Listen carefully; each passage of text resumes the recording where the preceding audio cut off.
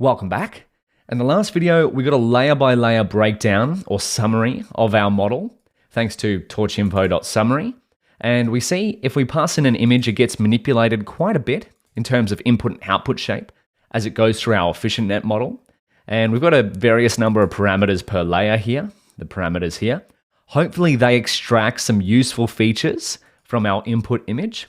And right now, all of the base layers are trainable. However, for a feature extraction model, we'd like to freeze the base layers and just use the patterns as they already are. And then we also want to update the classifier head to suit our own problem. So this is very exciting. We're going to customize, we're going to create our own feature extraction model using an efficient net B0. Let's jump into it. So let's go freezing the base model, create another heading here, and changing the output layer to suit our needs. So we'll just put a little note here. With a feature extraction model, extractor, that'll do, model, typically you will freeze the base layers of a pre-trained / foundation model and update the output layers to suit your own problem. That's what we're moving towards, an efficient net B0 feature extractor model. So let's see how we can first freeze all of the base layers. Freeze all of the base layers in fnet B0. So for param in, we're just going to take our model.features because we're taking .features, which is this section here, .features. Let's just see what that is. Model.features. There we've got all of these layers. We would like to freeze all of these layers. We don't want them to be updated during training when we're training on our own data because we're using the weights that these layers have already learned from ImageNet. So, .parameters, we can set there param, oh, I've got im, not in. Param.requires grad, so we're turning off their gradient tracking. So PyTorch is no longer going to track the gradients of all of the parameters. We might actually just print the param before we turn them off. Let's see what this looks like. Param. Print param. Look at all these weight and bias terms here. These are all the pre-learned weights or pre-trained weights our model has learned on ImageNet. So there we go. Requires grad equals true. Recall that requires grad is an attribute of a parameter. That means PyTorch is going to track the gradients of this particular parameter. It's going to use the optimizer to tweak this parameter to better suit the data. So if we turn this to equal false, PyTorch won't track the gradients of these parameters and won't update them with the optimizer during training. So we could keep scrolling here. These are all just numerical representations that our model has learned. I'm not sure if these mean anything to you, but you could keep going. There's a lot of pre-learned parameters here.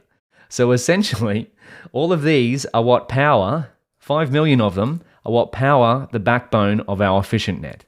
And hopefully, if an image goes through here and some mathematical operations get done to that image, hopefully these equate to something meaningful for our model. That's the beauty of machine learning, and kind of one of the curses is that you don't necessarily know what your model has learned behind the scenes. Okay, that's enough scrolling, but you know there's a lot of numbers here. Let's comment that out. And if we set the param.requires grad, so this is going to set it all to false. That's essentially going to freeze all of these parameters. That's all we have to do. Have a look at that. We've just frozen all of these base layers.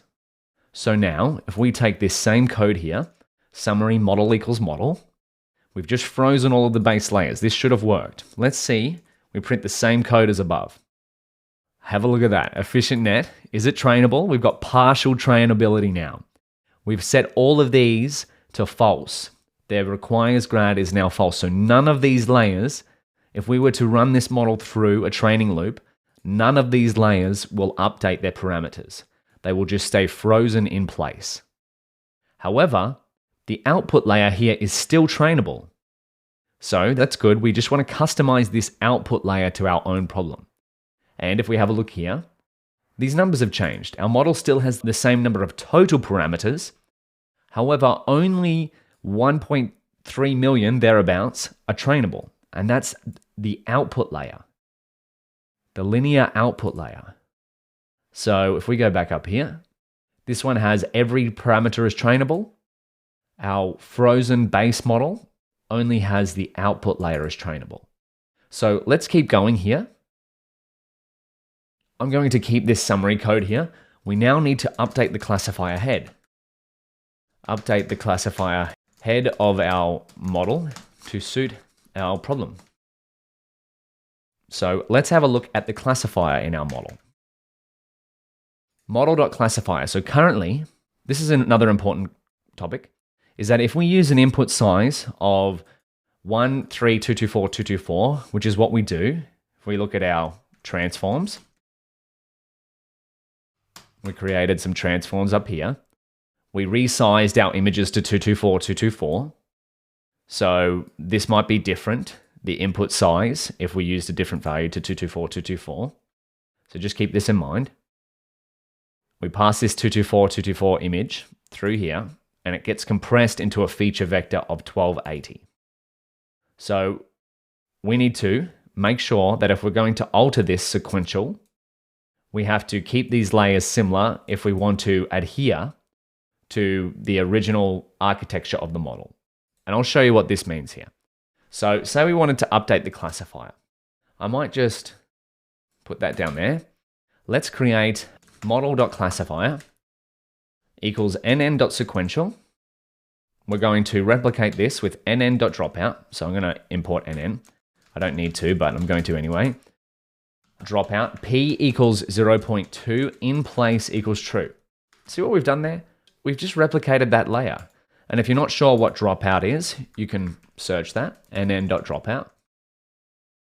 We get dropout here. Let's read the documentation. During training, randomly zero some of the elements of the input tensor with probability p, using samples from a Bernoulli distribution. Each channel will be zeroed out independently on every forward call. This has been proven to be an effective technique for regularization. What does regularization mean? Regularization means preventing overfitting and preventing the co-adaption of neurons as described in the paper Improving Neural Networks by Preventing Co-adaption of Feature Detectors. So let's look at it again. Dropout neural networks. Let's find an image. Images. There we go. So standard neural net, after applying dropout, here's what's going to happen. If we have some input neurons, usually they're all connected to each other. However, after applying dropout, we're going to randomly zero some of these connections. Now, why would we do that? So recall, dropout up here is a regularization technique. We're trying to prevent overfitting. And so if we randomly drop out some of these neurons, what it means is that hopefully the patterns that the remaining ones learn are more generalizable and thus reducing overfitting. So the whole idea of dropout is that we remove some at random with a probability p. By default, it's 0.5, but we're using 0.02, so 20% of our neurons here are going to be dropped out. So hopefully the remaining ones learn better patterns because some of their friends have been dropped out. So that's the concept of dropout. But if you'd like to learn more, I'll leave that as extracurriculum to research. And that goes with any layer in our model. Our model has a lot of layers, and if you'd like to learn more about them, just try looking it up, like SILU. What is that? NN SILU. Here we go, SILU. Applies the sigmoid linear unit function, element-wise. The SILU function is also known as the swish function. So this is similar to our ReLU, but we've got a little space here. So it's a SILU activation function. That's how you can learn more about each of these layers. But let's keep going. We've just learned what dropout is. It's going to help prevent overfitting by randomly dropping out some of the neurons. Now we want in features. This is important to be the same number as before. Otherwise, we'll get a shape mismatch. So if we set this to 1000, we're going to get a shape mismatch because the layer that feeds our classifier layer has an output of 1280. So if that comes into here and we've set it to be 1,000, or this linear layer, sorry, the input to be 1,000, we're going to get a shape mismatch. So this is the feature vector coming in. Let's do that. Feature vector coming in. And if we've used dropout with a probability of 0.2, it means 20% of the values in this vector will actually be zeroed. And then we want out features. What are we going to set this to be? Well, we can do len class names. Why would we do that? Because we've got, let's go len class names. We've got how many classes? 3. So instead of 1,000 classes, we want, how many classes do we have? Beautiful. And now, because we're instantiating a new layer, I'm going to set the random seed here, torch.manual seed, because behind the scenes, when it instantiates linear, it's going to do so with random weights. So for reproducibility, I'm going to set the seeds, torch.CUDA. I'm going to set the CUDA manual seeds because I'm going to put this to the device as well, to the target device. That way, all of the components of our model are on the target device. And what I might do now, so just take note of what this is. Before I forget, I'm going to send our model that we imported before to the target device.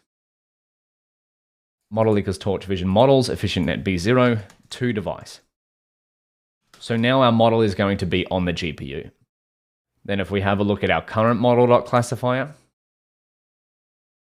we've still got dropout, in features 1280, out features 1,000. That's still for ImageNet. We get a summary. This is all of our models' base layers are still trainable because we haven't set their requires grad parameter to false. Now if we do that, and if we do that, and here we're going to update the classifier head of our model. Just take note of the output here. Watch how this changes based on what we've set here. Model.classifier equals the sequential here. We'll run that. Beautiful. Look at that. How exciting is that? We've got a feature extraction model ready to use now.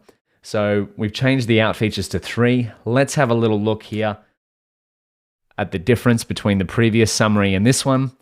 We've got a partially trainable efficient net. We've frozen all of the base layers and we've updated the output layer here, the classifier head, to suit our own problem. Now notice we've got quite a dramatic difference in parameters now.